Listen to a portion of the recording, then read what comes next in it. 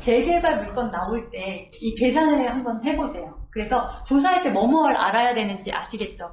가셔서 물론 그렇게 친절하게 알려주시는 분들도 계시는데 잘 모르면은 사실 추가 분담금에 대해서 굳이 지금 말을 할 필요가 없잖아요. 중개사님 입장에서는 아는 사람이면 얼마예요? 물어봤을 때 계산을 알려주겠지만 내가 잘 모르는 사람이다 그러면 호구가 될 수가 있어요. 그냥 지금 그 사람을 팔면 되니까.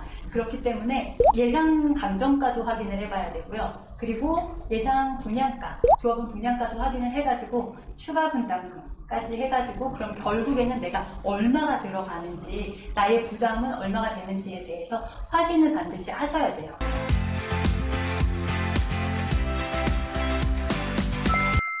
단점이라는 게 이제 그거인 거죠. 지금 현재 투자 금액이 아무래도 이게 이제 높다 보니까 이제 투자 금액이 많이 든다는 거.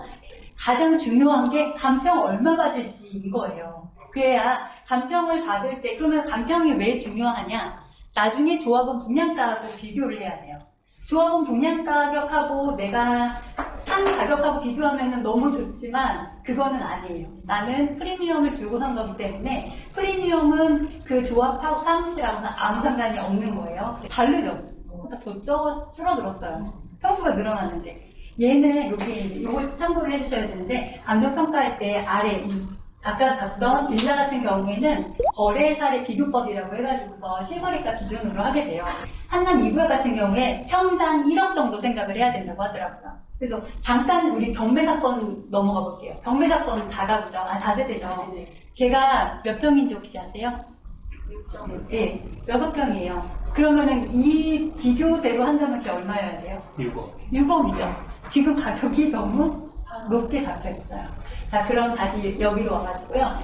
이 6구제곱짜리 이 물건 같은 경우에는 그 단독주택이기 때문에 단독주택을 할 때는 원가법으로 들어가요. 그래서 여러분들 공시가격 프린트 받으셨죠? 사업시행 인가가 났던 그 해의 공시가격을 가지고서 공시지가 곱하기 면적, 그게 제곱미터 당이니까 제곱미터 69를 곱하고 2.5를 곱하면 이 단독주택의 감정평가 금액이 나오게 되는 거예요.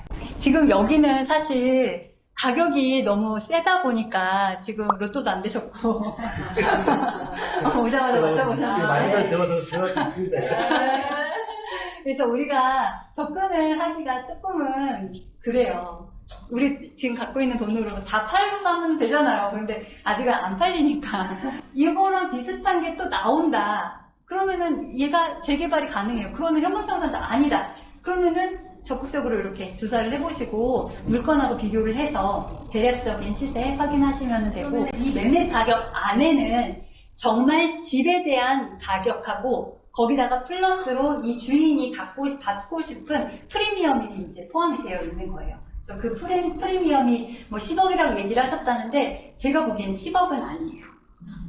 얘가 대지 지분이 16평이나 더 많은데도 불구하고 가격 차이가 2억 정도밖에 안 되니까 얘가 나쁘지는 않은 거예요. 근데 낙찰받는 금액은 요 금액이 우리가 낙찰받는 금액이죠. 근데 결국에 나의 총 취득 금액에는 얘가 영향을 주지만 실제로 추가 분담금 계산할 때는 얘가 영향을 주나요?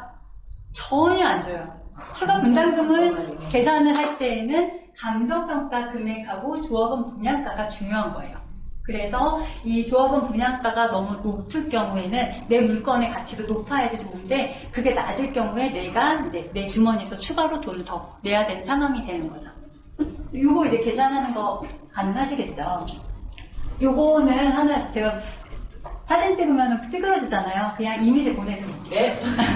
톡방에다가 각 톡방에다가 올려드리는 걸로 하겠습니다. 등기부등본을 물론 띄워봐도 돼요. 700원 들어가잖아요. 그래서 싸게 넘기는 돈 안 드는 거 세울터 건축물 대장을 보시면 돈이 안 들어요. 여기에 제가 떼어놨습니다. 여기 1층하고 2층 걸 떼어놨거든요. 1층에 들어갔더니 보이세요? 이름 다르죠? 네. 예, 1층은 상관없어요. 1층 소유자 아니에요. 이번에는 2층 김순 7년생. 그래서 다물건자 맞구나 확인해서 깨끗하게 그냥 이건 안타깝지만 보내줘야 되는 물건이었습니다. 네. 여기 경매 나왔던 그 지하방 있잖아요. 네네. 그거를 이제 참 유복이나 네네. 이 정도에 받으래요. 네, 현금 정산 받으라고요. 그걸 받아서 네. 도로나 이렇게 작은 집은 갖고 있는 분들이 있어요. 아. 그분한테 팔아도 된대요. 저는 그 위에 2층 그 아줌마한테 같이 쇼부를 보라고 하던데요. 그리고 또 만약에 그 쪼개 그게 싼다 그러면은 새로운 투자자가 와서 그 도로도 사고 요것도 사고 해서 다른 소유자, 네, 다른 이제 이제 조합원하고 투자가 와서 하라는 거죠. 그걸 또 구매하시는 분이 있대요. 그 도로도 지분이 들어가 있어야 되는 거죠. 그 이야기는 그런 거죠. 조합원이긴 조합원이에요. 그런데 더 이제 나는 더 큰 거를 갖고 싶은데 그거를 현금으로 다 막자니 너무 비싸니까 이걸 가지고 물건을 가지고 너 포함을 하면은 이 사람이 초기에는 이제 그래도 적은 비용으로 나중에 그 조합원 분양가만큼은 내가 현금이 안 들어가게끔 싸게 할인해서 산다는 거죠. 그거를 현금 청산 금액보다 좀 낮게 받아서 현금 청산을 받아서 거기서 차익을 가지고 그런 사람들도 있어요. 한국청사 대신에 초반에 들어가는 돈이 오래 묶인다. 조합이 진짜 해산이 될 때 그때 주는데요. 청산하는 조합을 그 해산을 빨리 안 해요. 얼마 전에 기사가 이런 게 났어요. 1년 이상 된 조합들이요. 해산을 안 하고 아직도 있는 경우가 134건인가 그렇대요. 그래서 거기에 왜 그럴까요?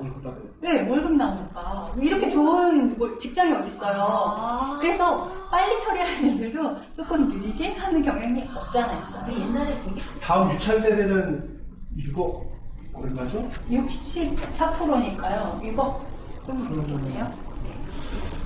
싸게만 괜찮아요? 받아오라고. 그렇죠. 그러니까 싸게만 받으면 얘가 감정평가 평당 1억 생각하면은 여기가 6억 3천 되잖아요. 그거보다 싸게 해서 나는 그 차익만 몇 년이 걸리더라도 생기겠다. 그렇게 하는 사람들도 있어요. 그래서 현금 청산 대상인 물건이지만 많이 유찰이 됐을 때 경쟁이 붙는 경우도 있었어요.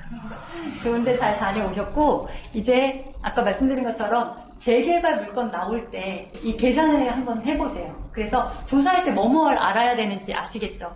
가셔서 물론 그렇게 친절하게 알려주시는 분들도 계시는데 잘 모르면 사실 추가 분담금에 대해서 굳이 지금 말을 할 필요가 없잖아요. 중개사님 입장에서는 아는 사람이면 얼마예요? 물어봤을 때 계산을 알려주겠지만 내가 잘 모르는 사람이다 그러면 호구가 될 수가 있어요. 그냥 지금 그 사람은 팔면 되니까. 그렇기 때문에 예상 감정가도 확인을 해봐야 되고요. 그리고 예상 분양가, 조합은 분양가도 확인을 해가지고 추가 분담금까지 해가지고 그럼 결국에는 내가 얼마가 들어가는지 나의 부담은 얼마가 되는지에 대해서 확인을 반드시 하셔야 돼요. 그렇게 해야지 내가 비슷한 물건이지만 지금 보면은 나와 있는 물건들 중에요.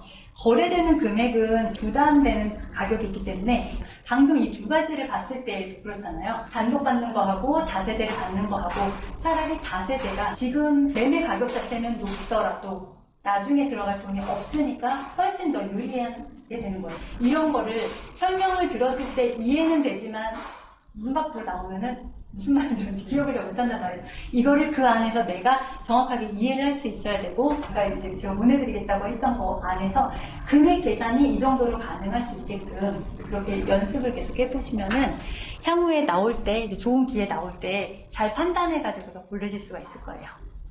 네, 감정평가 이거 자체가 대략 이렇게 보시면 돼요. 그러니까 공동주택 다세대가 한 평일 때 단독주택은 2평으로 보는 거예요. 그래서 여기 공동주택 10평짜리가 있으면 단독주택은 20평인 거랑 가격이 비슷해져요. 이제 다가구를 만약에 오늘 다녀오셨으면 요거까지 같이 알려드리려고 했는데요. 요 다가구 같은 경우에 부산에 다가구가 나왔어요. 제가 추천 매물로 올려놨었는데 사실 제가 내려가려고 했어요. 제가 받으려고.